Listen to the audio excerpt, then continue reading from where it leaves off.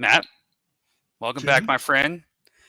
And I want to say the whole nation, the whole Arena League, NAL, myself, and my family want to say we've been there, and we got a guest on today that actually helped the pain and pressure of this past week. And I want to say that it's tough. I understand. I was in their shoes before with my mother. She passed away 4 years ago in COVID. I just want to say that it's a privilege to have you back. I missed you last week, and I want you to take controls of this episode because this is what you love to do. And can't do an episode without my man. So you take the honors for this episode. Yeah, absolutely. I really appreciate that. That tribute at the beginning, pulling the curtain back a little bit. I didn't know you were doing that, and it means so much to me, man. And my dad would have loved to watch indoor football, Omaha Beach. We used to watch the old Arena League together all the time. Took me to my first game when I was like 14. And so he wanted to come to beef games and stuff, but he just couldn't get there. So I really appreciate that. The outcrying of support that I've seen over the last week from indoor football fans and people that I didn't even know, one of which we are awesomely going to have on our episode tonight. I just can't even talk about it, but episode 145, man, we're here. We're ready to do it. You're right. I love this, man. And I had to get back to it. I missed you guys last week also, but I'm ready. I'm ready to go. I'm ready to be here. So what do we say? Should we just bring our guest in? Yeah. Who are we bringing in? So this week we have a very special guest, guy who has now become a friend of mine. Consider him a colleague. He is the voice of the Sioux City Bandits on YouTube for the National Arena League this season and for the last several seasons. He is the play-by-play announcer. His name is Braden Butler. I lost. Wait a minute, I'm not supposed to lose. Let me see the script.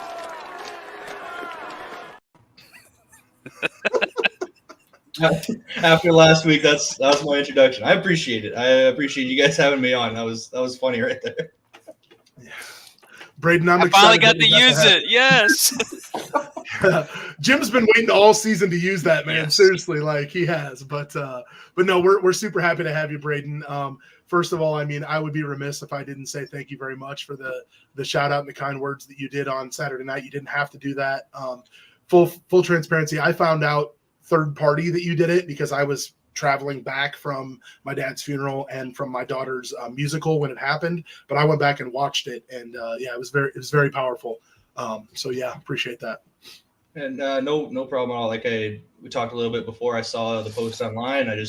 I know you and I had never communicated before then, but seeing somebody who I know loves the game, like I know I love the game now, how I've come to love the game as a fan and now as a commentator, that lets you know that we're all here for you. Whether it's me, I know people in the Bandits organization, the National Arena League, the fans, obviously we're all with you. We know it's tough, and make sure you have that love and support.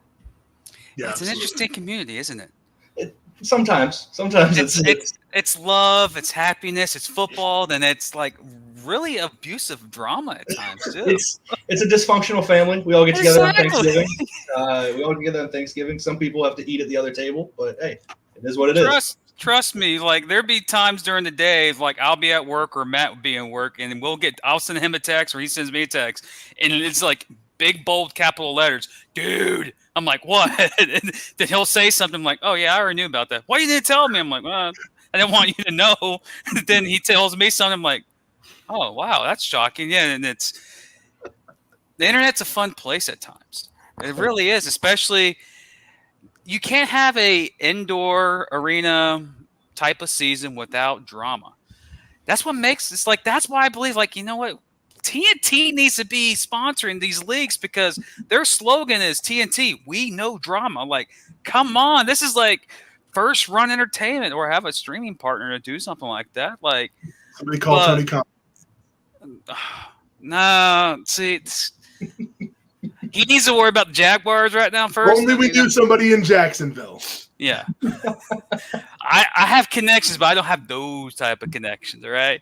Like, he's too busy trying to get a stadium deal done here in Jacksonville for the Jaguars. Right. But, again, people realize that in our sport, we have dedicated fans. We have fans that just go to the game, and we have the casual people that go up to arenas. Like, oh, what's happening here tonight? Oh, there's a football game. Here's $10. Here's $15, and it's like we call them the walk-up crowd. One thing I've noticed about both your organizations, besides the hatred rivalry and the I-29 battle that has gone for 25 plus years, is that you have your hardcore fans. You have your fans that when something happens in their life, people around them care for them, both organizations. And you have those walk-up fans. One thing I love about Sioux City, never been there, or Omaha, there's always a packed house. You covered the Bandits for a couple of years now, and you've seen the good times and you've seen the bad times. You've seen the great comebacks and the heartbreaking losses, of which we saw last week. But describe the fandom, just the fans themselves that represent your organization in Sioux City and what they mean for the community and the organization. And the fans in Sioux City, I want to say they're like no other. They're only really rivaled by the ones down the road in Omaha. It's not just the Sioux City community that really rallies around these guys. You see a lot of small town communities. Personally, I grew up between a town called Holstein and another place called Charter Oak, and I get people from those towns who still come up to the games. They'll make the hour and a half drive to Sioux City to come to these games every single week.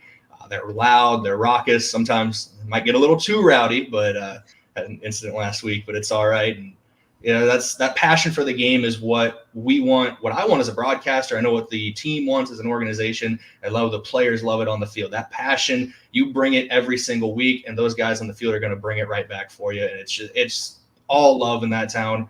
I know the Bandits do a bunch of community outreach to local schools and hospitals and go and talk to kids and people in need. And it's a very, very loving community to be part of the Sioux City Bandits organization and the fan base.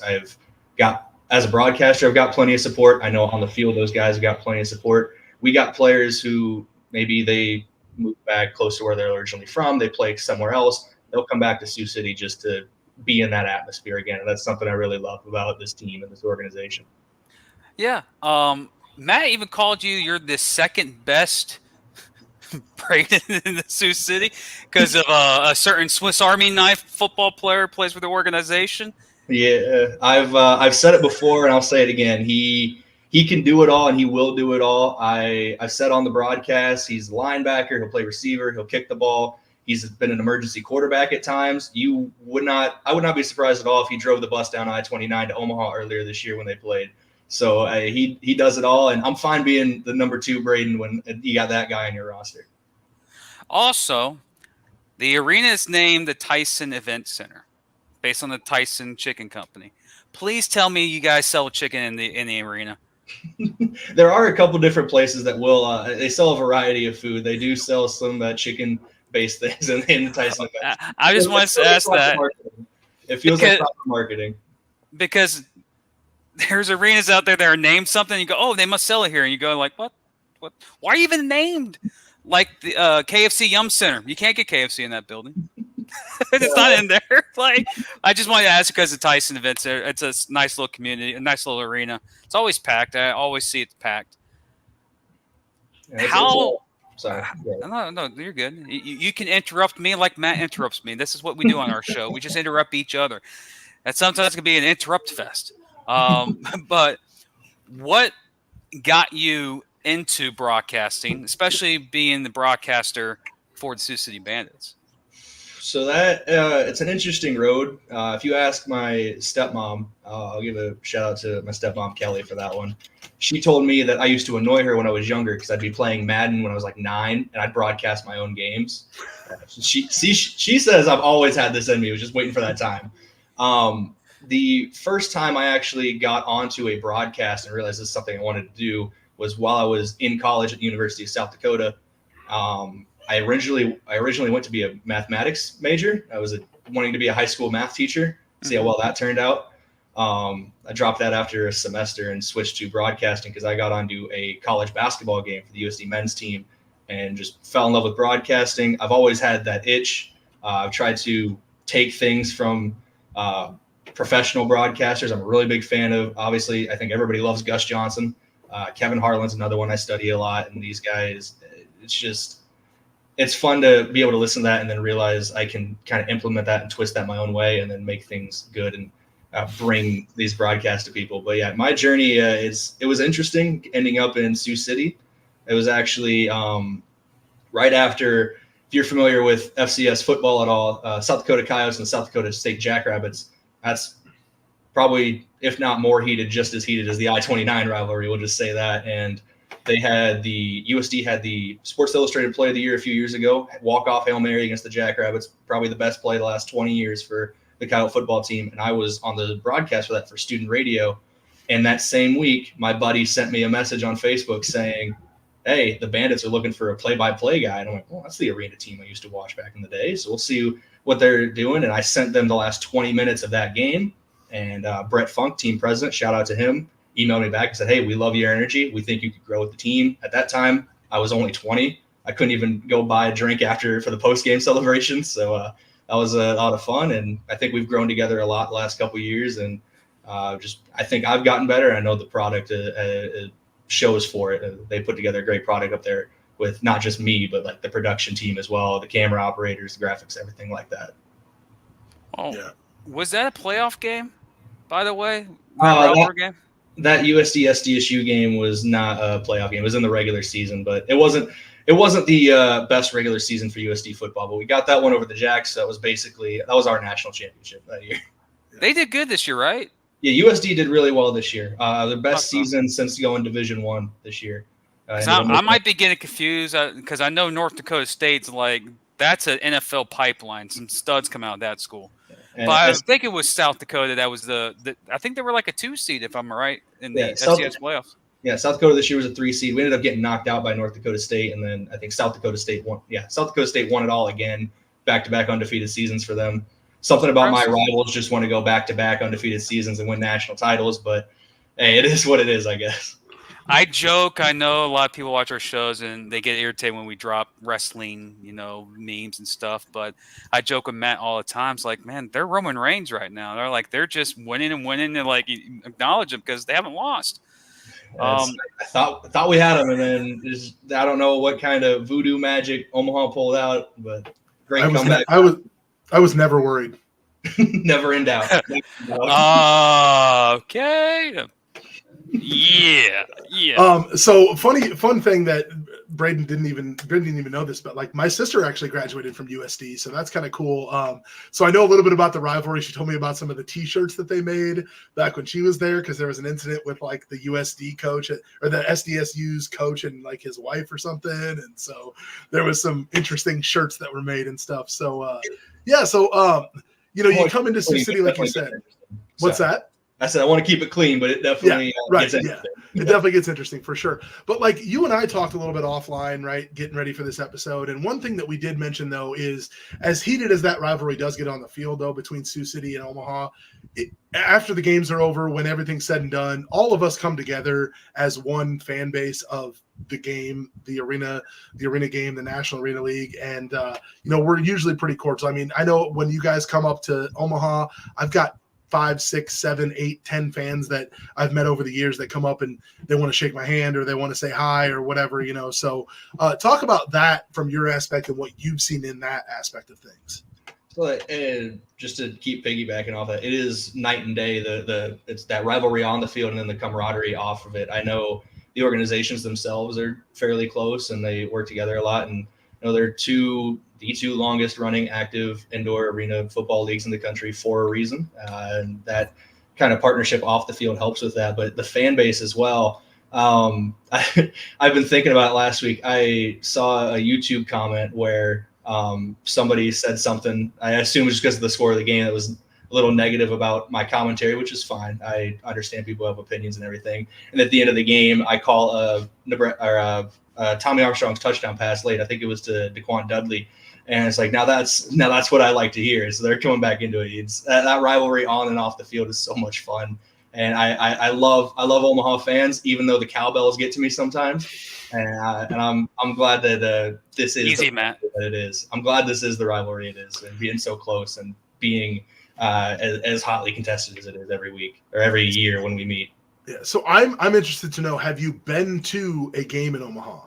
I want to go to the Slaughterhouse. I've said it. Like, I know we talked a little bit before.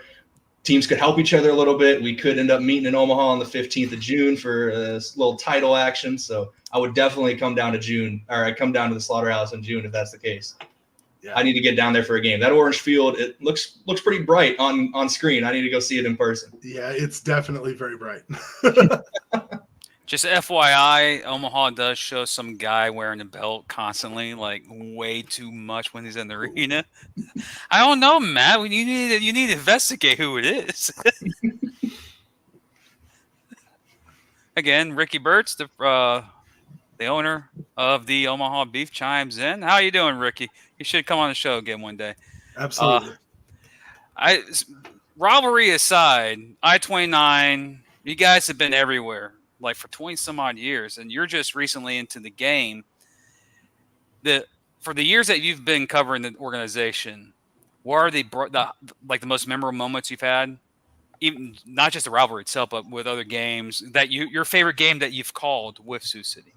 My favorite game is actually a rivalry game. It was year one of so it would be 2022, where 30 seconds left. It's a tie ball game, and each team trades touchdowns going down the stretch. It was absolutely ridiculous. That was one of the first calls I made where I really felt like this. You could feel the passion and the energy in that arena. I still remember it. Lorenzo Brown Jr. at quarterback slings it out left side on a swing pass. Kamal Cass takes it all the way to the house, and that put us up. And then Omaha answering immediately with a long pass all the way down the field for a touchdown. It was such a fun game. I think I said that out of order. It would have been Bruno's touchdown first and then the answer from Omaha. But still, that game was so much fun to call. You could just feel the passion, the air being sucked out of the arena and then getting right back into it. It was the most awesome feeling. It's right up there. If I had to pick a second one that's not outside of the rivalry, the Colorado game earlier this year between the Spartans and the Bandits, that was arena football. That was 62-61. We're going to put up points on the board. You try to keep up with us, and that was something else as well. What is it about the arena game that you love so much, Braden? It's especially as a broadcaster.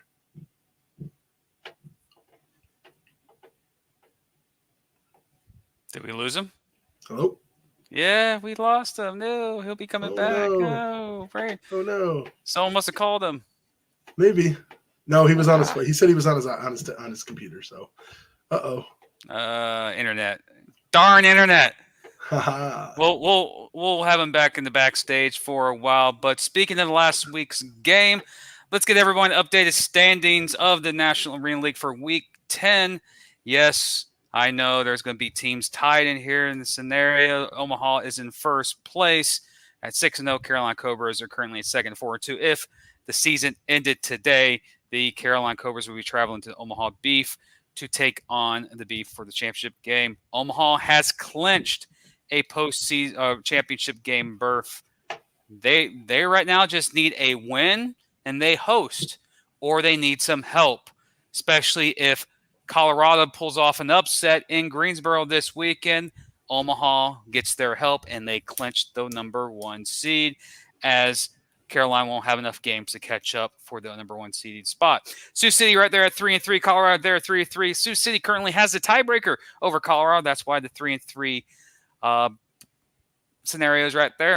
And Idaho Horsemen right there at 1-5. Standings are going there, getting tight. But up top, 4 teams are still competing for those 2 spots, with the Beef holding serve. And on a bye week this week, Matt, again, your boys came back and won. Braden will get back on here. He's having some technical issues. Omaha comes back, wins. A great comeback, because I was watching around the third quarter, and I see the score. I'm like, did Omaha forget to bring the offense? And then I turn around and come back, and Omaha won. I'm like, where did this come from? You as a fan, you're connected with the organization. What was the feeling on Omaha's side as this game progressed, when you're like, the streak might be on the line? Then, nope, just kidding. We got the game. I experienced that. Yeah, I mean that. Talk about the highest of high, lowest of lows and highest of highs, and like all the emotions, especially coming off of the weekend that I had and the week that I had. Didn't know what to expect.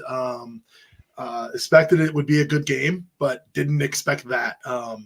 I would probably be lying if I said there was not a time when I was worried, because that wouldn't be true.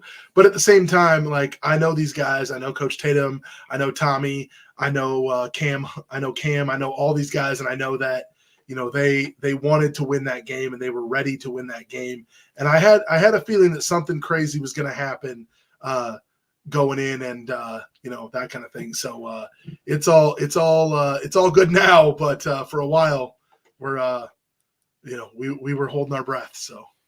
You want to get the Sioux City guy back in here because you took away the ending of the streak. Usually, when teams beat streaks, they post the that's high school stuff. That's what my high school did in Jacksonville.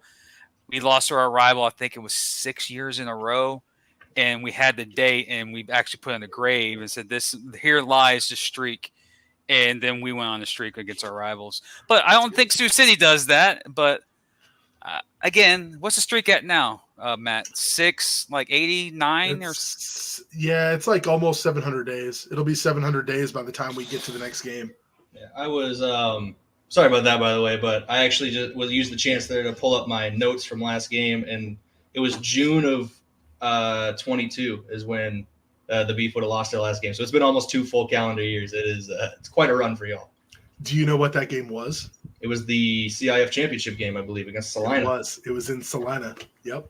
Yeah, who'd you beat to get there? Actually, I don't want to talk about it. That was a lot of fun. I don't remember. Do you remember where that game was that we wanted to get there? No, I'm kidding. I'm totally kidding. I'm pretty sure I was on the broadcast, so that really narrows down where it was. Anyways, neither here nor there, but yeah, for sure. I wanted to ask you, Braden, before we kind of went off there, I totally forgot the question I was going to ask you, but I'm going to ask a different question. Who is your all-time favorite Bandits player, if you're allowed to say that? Obviously, you hear stories about Fred Jackson. He's actually coming back for the final home game on June 1st, so that'll be good to see him back in the arena. But I have loved the last few years 2 guys. One of them who's not with the team right now. It's Dejan Emery. Love that guy's energy, what he brought to the field, he brought to the team. And a guy currently with the team, how can you not be a fan of Fred Bruno? He's done it all for he's done it all for Sioux City. What he's in the game. He's just a great, fun to watch player. And it's so much fun when he's out there on the floor or on the field. He's the franchise for a gosh darn reason, and he shows it every single week. He's so much fun to watch. Yeah. I mean, I've been watching that guy forever. Yeah, he's as an opposing team's fan, I hate him, but I love watching him play. He's so much fun. Yeah, he definitely causes some sleepless nights for opposing coaches, even with how experienced he is in the game. That's for sure. It's like Nick Saban. We hate him, but we're like, oh, he's a pretty good coach. like, why are you always winning? Can you lose? Just lose one, please. Yeah. Instead, he'll just retire. So before we went, you had their technical difficulties or whatever. I was kind of getting into a question that I like to ask people that come on here. But as a broadcaster, just as a fan, even, what is your favorite thing about the arena or indoor football game? Pace of play is obviously one of them. It's a very fast-paced game. Makes it a little more difficult to call sometimes when you're on a broadcast, but the speed these guys go and the toughness they show, it's a lot of fun on that end. And then the interactions a lot of the times. These, it's arena. Fans are right up along the boards, or it's set up. I know hockey uses the same boards inside the Tyson Event Center for the Sioux City Musketeers. They're right up on those boards. They'll talk to players. They'll give them maybe a little too much chitter chatter, but also just the ability to interact with the fans like that is something that you don't see it on Saturdays or Sundays in the falls. You only see that in the spring when the NAL comes around. That's a lot of fun. Well, if you see it in the NFL and the college football, there's other issues happening. If you're getting up in the stands, we're talking different sport. We're talking about a little something at the Palace a couple decades ago now, but yeah, in Detroit, yeah, or it can be like Green Bay. Dudes just jump in there. Lambeau Leap, Leroy Butler invented that. So, again, as the term is in our sport, you can keep the ball but return the player. But in this day and age, I don't know. We might be taking everything that gets thrown into the actual stadium. There's been a couple plays this year where I've seen players go over, and sometimes maybe the fans don't want to give them back. This is my souvenir now. I'm taking this home. I pay for the seat. Person sits next to me says that all the time. It's like, oh yeah, I know you pay for it. I pay for this too. Like, calm down. But the history between your two organizations. That's one thing I was talking about, Matt. I get high praise to Omaha. Dad, I get. can you mute yourself again? And we got. He's a father, folks. He's real life situations. I'm One not thing quite there yet, but I will be someday, so I get it. Okay. One thing I have to say about Omaha and the organizations, teams like to work together to continue their history and their passion. Sioux City, on the other hand, you've been neck like at the hip with Omaha. You guys have a bitter rivalry for 6 hours out of the year, but you're great partners, great friends. You work together for the remaining of the year. As a person that broadcasts, like you're talking to a beef player right now, or a beef commentator, not really but the face of the Omaha Prime Cuts beef. I'm butchering his podcast too. The Prime Cuts Omaha Beef podcast by Matt Patton. The relationship is unique. See, in other sports and other leagues, you don't have that connection with a lot of the teams like you and Sioux City. What does the Omaha Beef for you as a person who works for Sioux City and represents Sioux City mean for the Sioux City itself? What does that rivalry mean for that community, the I-29 rivalry, and the history of your organization? On the field, obviously, you said it yourself, it's 6 hours of fun every single year, 6 hours of a heated rivalry. But off the field, I can't speak too much into how the front offices work. But I know our team president, Brett Funk, owner Don Belson, I know they work very well with Omaha. I know Ricky Burtz runs a great show over there for the Omaha Beef, and they put on great shows every single week. But I think being able to always have off the field a good partner to lean on and work with, and know someone's going to have your back, and the way these two organizations tend to do, and off the field is something that it speaks to their ability to stay as relevant and as active as they have been for a quarter century now. I think was a year 25 for the Beef. I know we're right around there with the Bandits as well, if not 26. So it's these two teams have been around for a long time, and they've always been around at the hip. Why are you shaking your head for, Matt? I think I had the numbers wrong. 25 for us. I was gonna say, We're the law. Dare you? I had the numbers. I'm not a numbers guy anymore. It's all right. Math major first semester at college. That's it. It's all right. 4 plus 4 is how in the heck do I have to owe? Why do I owe $6,000 now to the government? I'm like, wait a minute. We're getting heat. I know we're getting heat. I know this is what I feel like from our fans right now.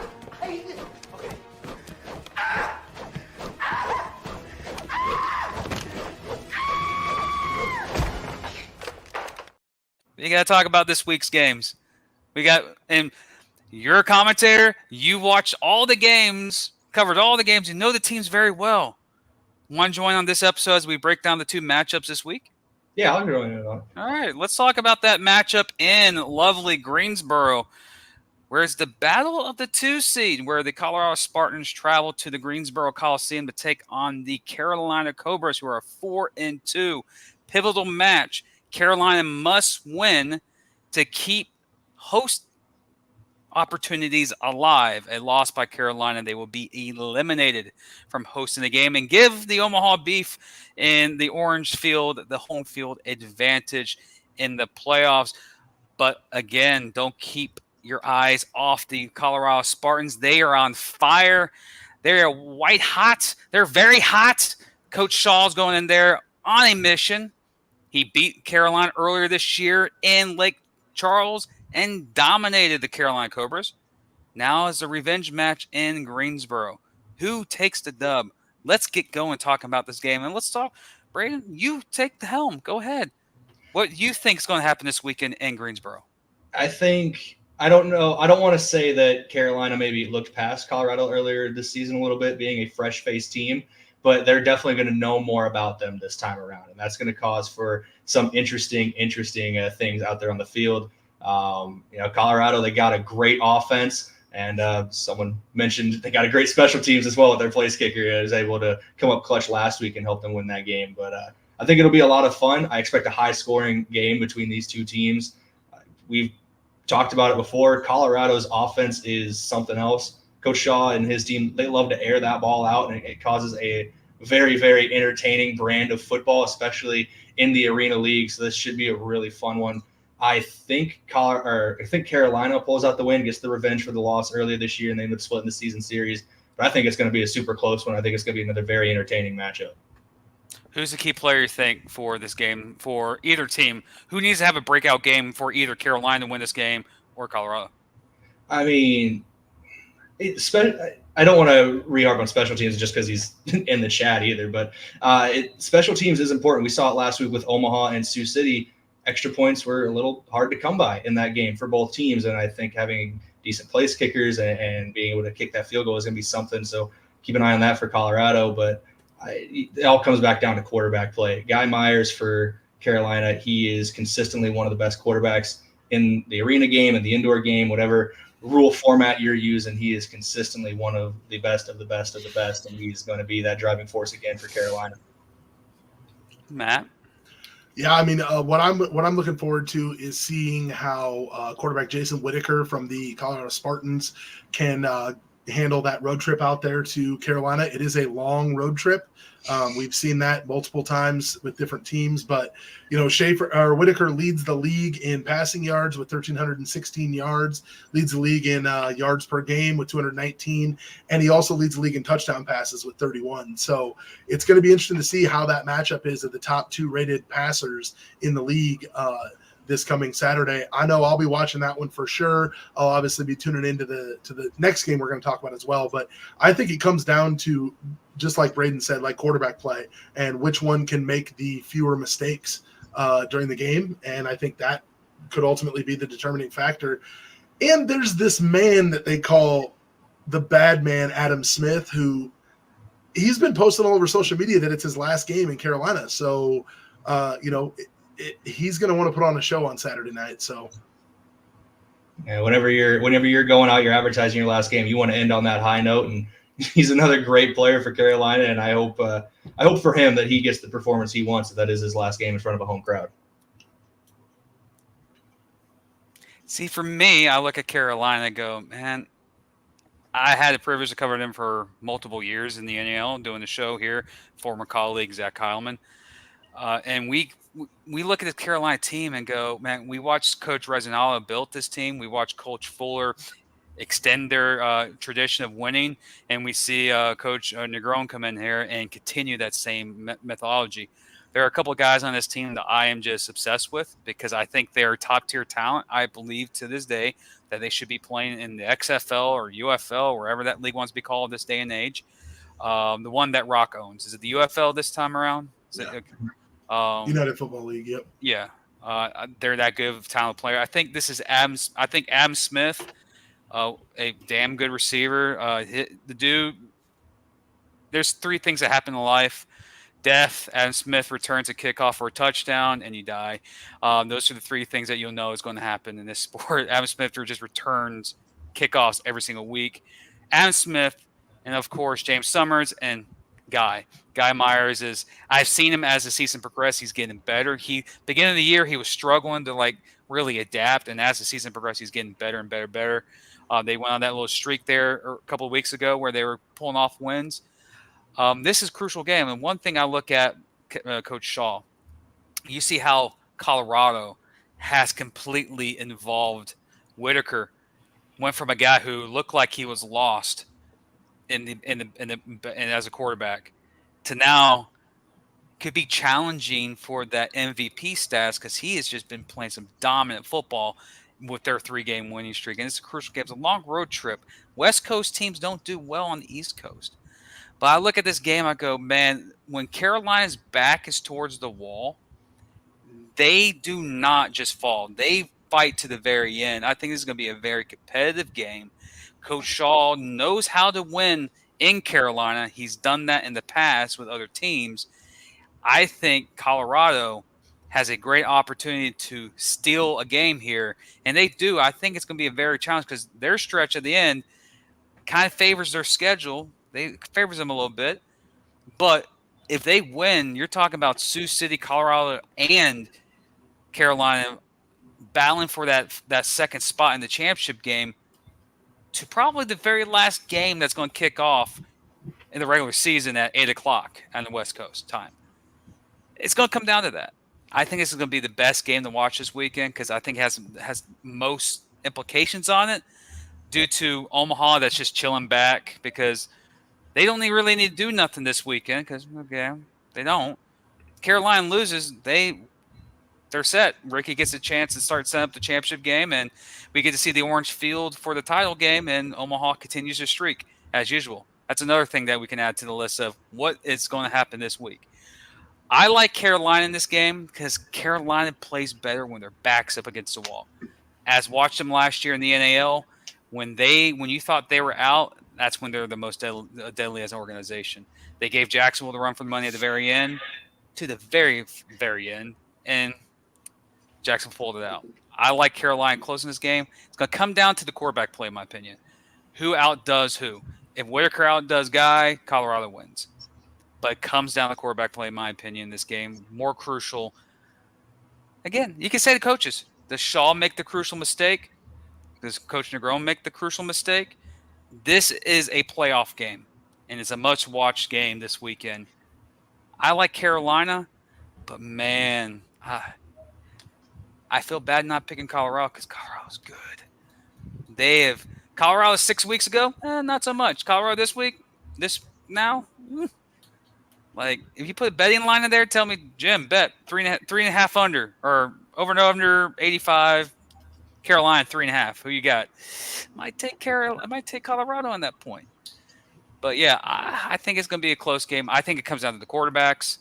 Who makes the crucial mistake in the fourth quarter will win this game or become the one who wins the game because they'll capitalize on the mistake on the other team.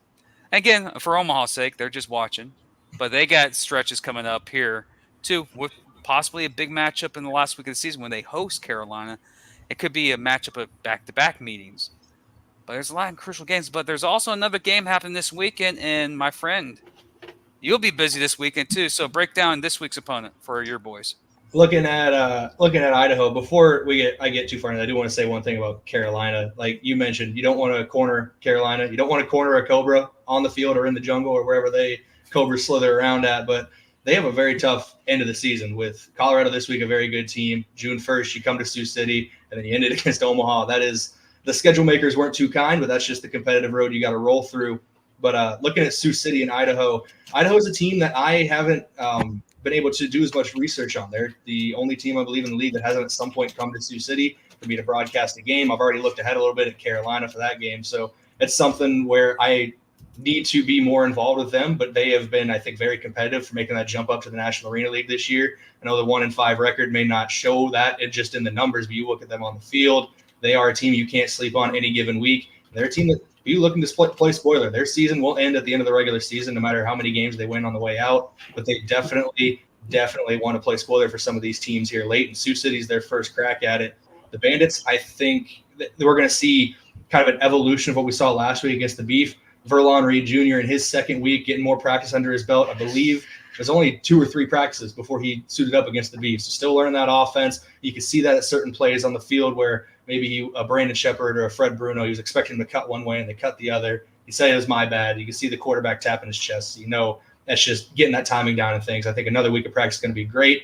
And then a new addition on defense. We'll see if he's active this week. I'm hoping he's active this week with a former Omaha Beef himself, Chris Perry. So we'll see how that works out.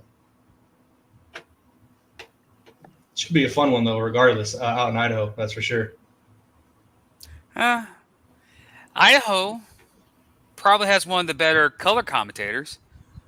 Pat McAfee Light, he was on the show here a couple of weeks ago. He's a good, genuine dude.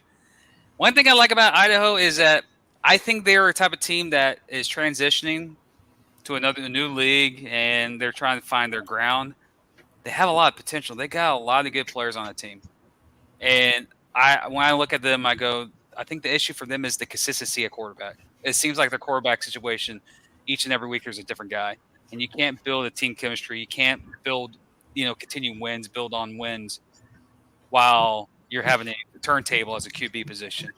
Sioux City, on the other hand, seems like early in the year they found they found what their identity was and lost it a little bit during the midway through the season.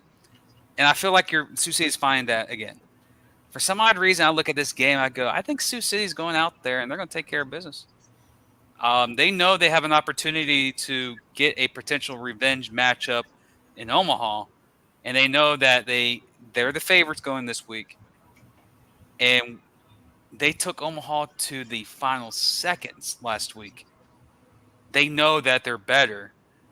I want to see how they respond in Idaho, and especially for Idaho, 1-5 teams who are out of the picture, like their seasons, they're in a situation where we're running out of the games to catch up.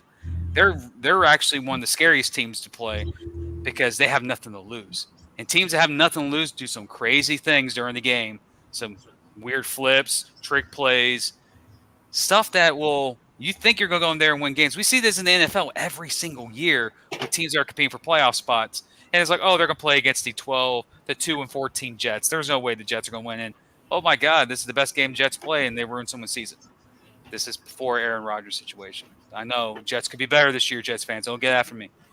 I like Sioux City, but I'm worried that 1-5 mentality of a team that has nothing to lose could show their signs and pull off an upset. And, of course, they find the way to get – is it Austin Schaefer? Is it someone else? Who's going to be the quarterback this week for Idaho? That's the biggest question for me. The consistency at quarterback, the run out of the games. But, again, like you talk about Cobra, you pin them, they're going to strike. Teams that are 1-5 that have nothing to lose are just as deadly as a team who's competing for a playoff spot or a championship spot that Sioux City is. I like Sioux City, but boy, don't count out Idaho. Those are the scariest teams. What about you, Matt? Yeah, I don't know that there's much else that I can say. I mean, you guys kind of covered it all. It'll be interesting to see, again, who plays quarterback for Idaho. It'll be interesting to see what Idaho team shows up, because if you look at their last few games, right, they played against Carolina and they lost by 2 points at the very end of that game out in Idaho, scoring 49 points. But the game before that, they scored 6 points. So it's interesting. It'll be interesting to see which team shows up, which team is on the field for Idaho.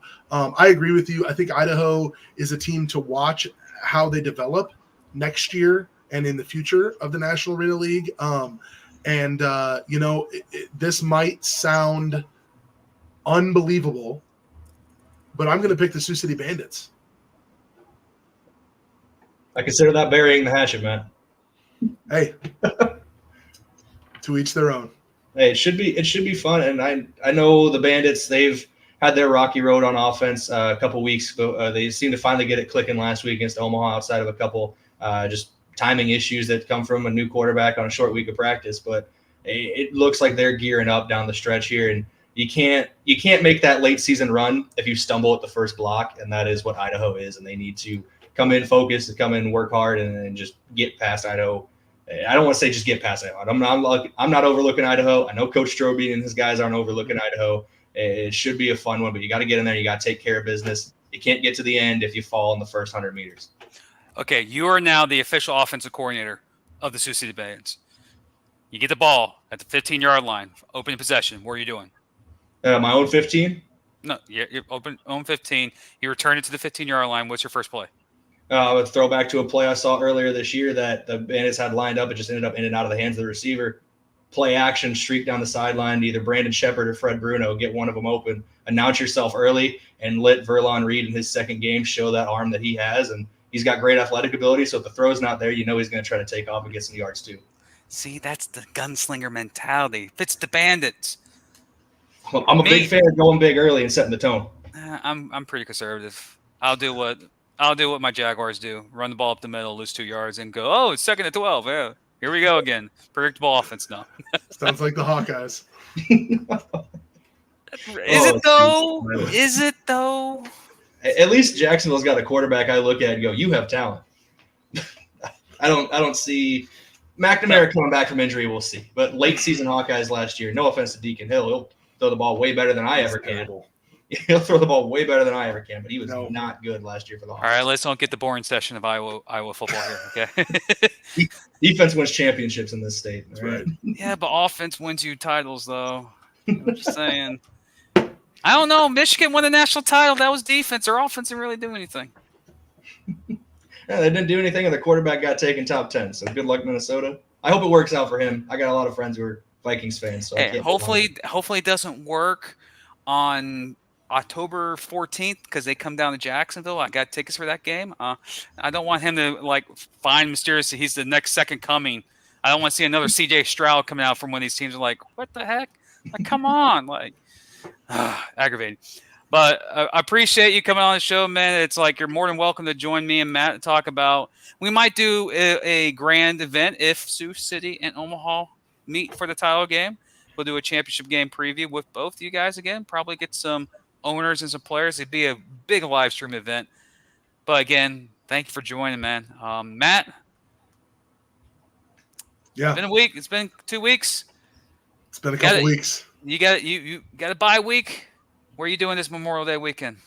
Yeah, I'm gonna spend some time hanging out with my family. Gonna, enjoy. Got a buddy come to town for a baseball tournament, so we're gonna go watch him and his kid play. And it's just gonna be a lot of chilling and relaxing for the first time.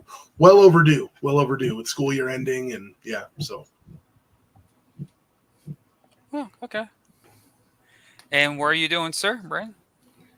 This weekend, I'm actually heading up to Sioux Falls. I work for a radio station here in South Dakota. We cover local high school baseball, and the team made the state tournament this year. So we're going to go up and cover that. We'll be playing where the Canaries play up in Sioux Falls. So that should be a fun one. Should be a good weekend of baseball. I know spring season for me means football now, but baseball's around that time too. It's time to get into that swing as we're getting into summer. Football season never ends for me. I went through some serious heartbreak in the outdoor game, and I'm getting ready for indoor. I'm getting excited, and seems like it continues this year for me. As you know, I'm a graduate from Florida State University, and we know what happened. The snub. Jaguar fan, 8-3, looking good, 1 seed, and Baltimore comes in here and goes, San Fran comes in here. It's like, sit down. And our season with the crap. I was checked out. I was like, I am ready for the IFL, NAL. I'm ready for arena football. And why? But I enjoy what I do here. I enjoy doing all the shows I do. And again, community is what this sport's about. It's what we do. We love it for the passion. Matt does this. He also does another show. It comes on tomorrow night on the Inside the Walls Network of Prime Cuts Omaha Beef. Who we got coming on the show this week there, Pat? Prime Cuts of Omaha Beef podcast tomorrow night at 8:30 Central, 9:30 Eastern Time. We're going to be talking about that amazing comeback victory that we saw last Saturday. And then we will be talking with offensive lineman Shaq Anderson from the Omaha Beef tomorrow night. Uh-huh.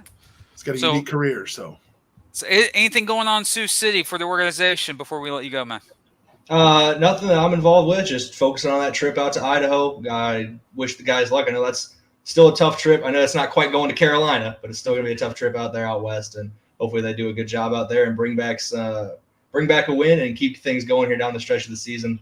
That Carolina game on June 1st looks big right now, but you got to get through Idaho first. Again, hopefully everyone who's tuning in tonight, thank you for joining the show, the interactions with the fans. Really appreciate it. Next week, we get 1 week closer to the championship game. More teams start falling towards eligibility, elimination. We'll break down more of that action next week. Pivotal matchups next week, too, especially in Sioux City. If Carolina wins this week, next week's game is bigger for the Cobras and for Sioux City if Sioux City takes care of business in Idaho. That could be also another play-in game for the actual championship. So join us next week, ladies and gentlemen, I want to just say this.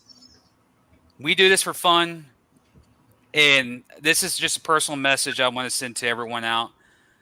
What My buddy right next to me went through a lot of hard time last week, and it was amazing that I look on social media in the Omaha organization, Sioux City organization, people from Carolina and Omaha reaching out and giving kind words. It's because of you guys we do this, and it's amazing that you guys care about us. But for Matt and for myself and for Braden, we do it for fun. Sometimes we talk smack, and sometimes we eat crow, but we do this for fun. But remember, it's all about the game. It's all football. But most importantly, it's all about family first, football. Then if it's a holiday weekend like this weekend, some good eating. So I want to say, everyone, be safe on this Memorial Day weekend. Have fun. Go watch your football games. Go watch some baseball games. There's some good. Got some college baseball tournaments going on right now. Got softball going on right now. The women's softball guarantees some teams. Some activity. Just be safe. Get to your destinations. And with that, that's Matt. That's Braden. He's going to be back for more episodes, by the way. Just FYI. He just doesn't know it yet. I thank you guys for having me even on one. I'm happy to come back for more.